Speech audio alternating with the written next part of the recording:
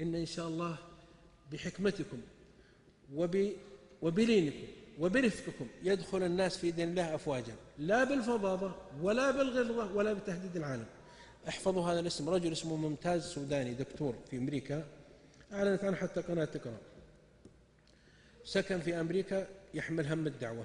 وشوف من الحظوظ، جارته يهودية، البيت بالبيت، وهذه اليهودية ليس لها زوج ولا ابن ولا أخ، ومعها كلبها تصبح الصباح وتمسي وتذهب به، وعندها بيت وحديقة ومال في البنك.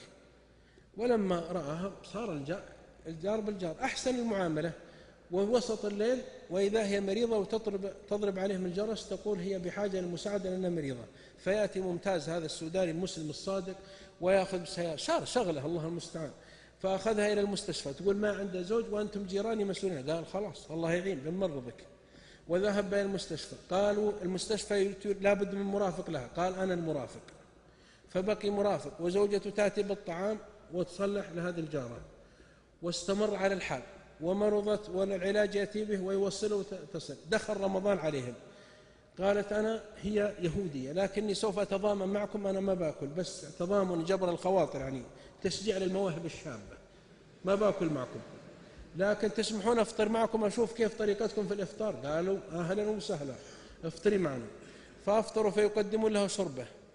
وفي الأخير بعد ما جاء العيد قالت تقول والله أن دين أخرجكم منه صحيح، أشهد أن لا إله إلا الله وأن محمد رسول الله. راحت المركز الإسلامي وأسلمت، وعلموها الصلاة وعلموها الحجاب وتحجبت، وبعد فترة ماتت، وجدوا وصيتها في المحكمة الأمريكية، وإذا الفلة لممتاز والبيت والحديقة والرصيد البنكي. قال والله إني ما قصدت هذا، لكن هذا عاجل بشر المؤمن، فأثابهم الله بما قالوا، جنات تجري من تحت الأنهار. أسأل الله يثبتنا وإياكم الحق.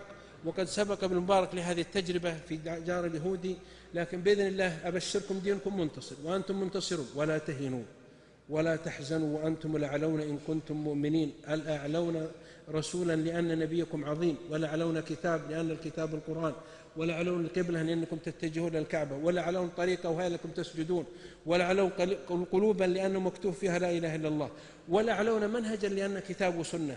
وصلى الله على محمد وعلى آله وصحبه وسلم تسليما كثيرا.